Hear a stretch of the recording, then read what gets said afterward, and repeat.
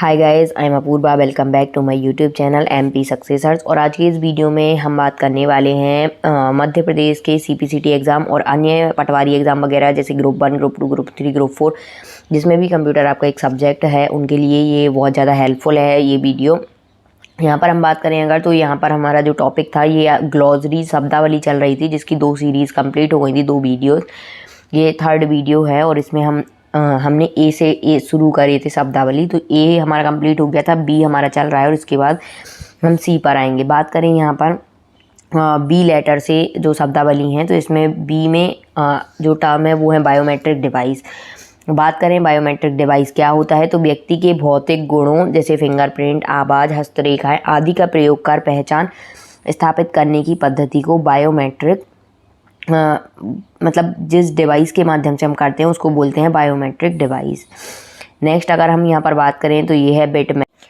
परीक्षा ऐप आप लोगों के लिए लेकर आया है बेस्ट टेस्ट सीरीज सभी एग्ज़ाम्स की जो मध्य प्रदेश एमपीपीबी द्वारा कंडक्ट करवाए जाते हैं। साथ में एमपी सीपीसीटी के लिए भी बेस्ट टेस्ट सीरीज़ अवेलेबल करवाई गई है परीक्षा ऐप की तरफ से। परीक्षा ऐप की लिंक डिस्क्रिप्शन बॉक्स में दी गई है, आप प्ले स्टोर से भी डाउनलोड कर सकते हैं। यहाँ पर अभी आपको फ्लैट 50% का डिस्काउंट मिल जाएगा अगर आप कूपन कोड यूज़ करते हैं MSUCCESS50 यानी MSUCCESS50। MSUCCESS50 आपको कूपन कोड यूज़ करना है, फ्लैट 50% का डिस्काउंट मिल जाएगा। आपको पता है सीपीसीटी जो एग्ज़ाम कंडक्ट करवाए जा रहे हैं बहुत इंपॉर्टेंट है, इसकी वैलिडिटी अब 7 साल कर दी गई है। और मध्य प्रदेश सरकार द्वारा जितने भी एग्ज़ाम आते हैं एमपीपीबी के थ्रू ग्रुप 1, 2, 3 एंड 4 में सभी के लिए, और पटवारी एग्ज़ाम वगैरह और भी जो अन्य एग्ज़ाम है जिसमें stenotypist, data entry operator, computer operator, सभी के लिए आपकी सीपीसीटी मैंडेटरी करी गई है। तो आप लोग जल्दी जाकर ऑफ़र का लाभ उठाएं और टेस्ट सीरीज ज्वाइन करें, फर्स्ट अटेम्प्ट में ही अपने एग्ज़ाम को क्लियर करें। Thank you.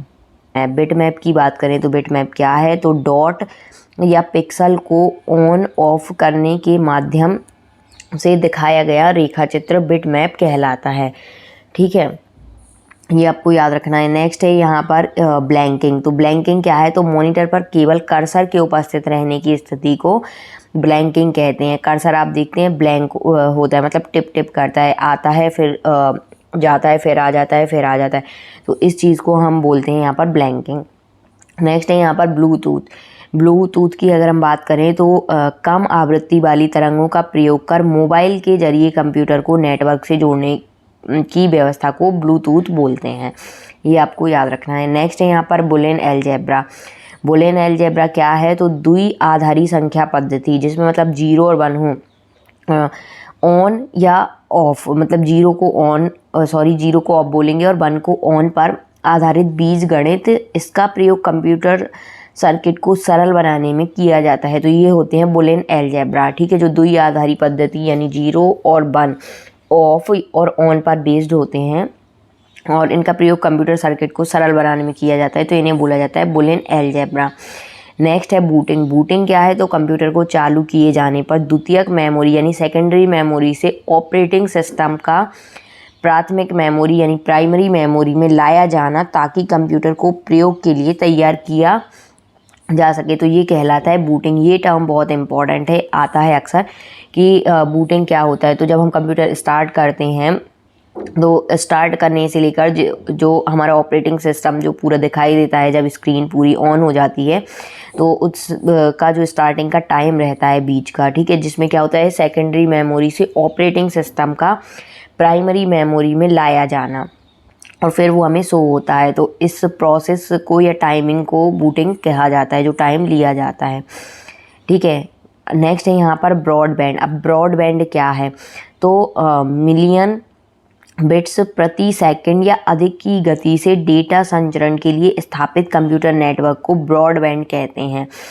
ठीक है, इसमें क्या होता है MBPS, ये आपको टर्म याद रखना है, मिलियन बिट्स प्रति सेकंड या अधिक की गति से डेटा संचरण या डाटा संचरण के लिए स्थापित कंप्यूटर नेटवर्क ब्रॉडबैंड कहलाता है।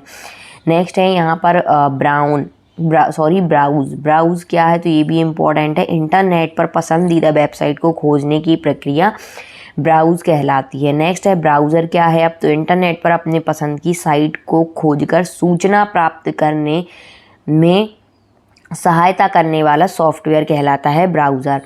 नेक्स्ट है ब्रिजवेयर। अब ब्रिजवेयर क्या है, तो विभिन्न प्रकार के कंप्यूटरों के मध्य सामंजस्य स्थापित करने वाला सॉफ्टवेयर ब्रिजवेयर कहलाता है। ब्रिजवेयर क्या कहलाता है, जिसमें विभिन्न प्रकार के कंप्यूटर के साथ सामंजस्य, यानी एक कंप्यूटर से जब हम बहुत सारे कंप्यूटर कनेक्ट करें या डेटा ट्रांसफ़र करें एक से दूसरे में और एक मेन कंप्यूटर हो, तो उनमें जो सामंजस्य स्थापित करने वाला सॉफ्टवेयर होता है उसको ब्रिजवेयर कहा जाता है। नेक्स्ट है यहाँ पर बबल मनी। बात करें बबल मनी की, तो ये क्या होता है, तो चुंबकीय माध्यम से डेटा स्टोर करने की पद्धति को बबल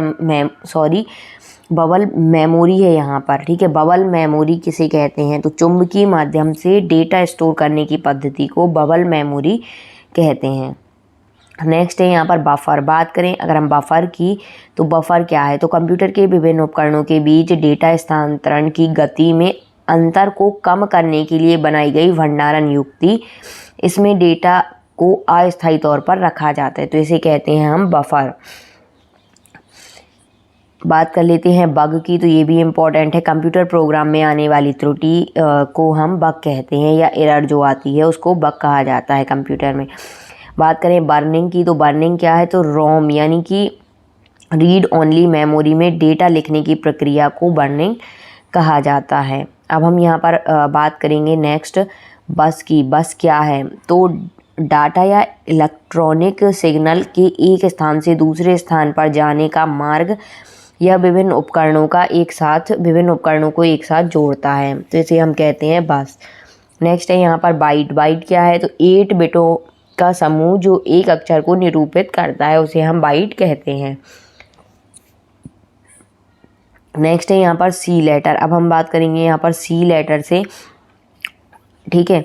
तो सी से हमारा फर्स्ट है कि कैपिटल सी, इसको क्या बोलते हैं, तो एक उच्च स्तरीय प्रोग्रामिंग भाषा है ये।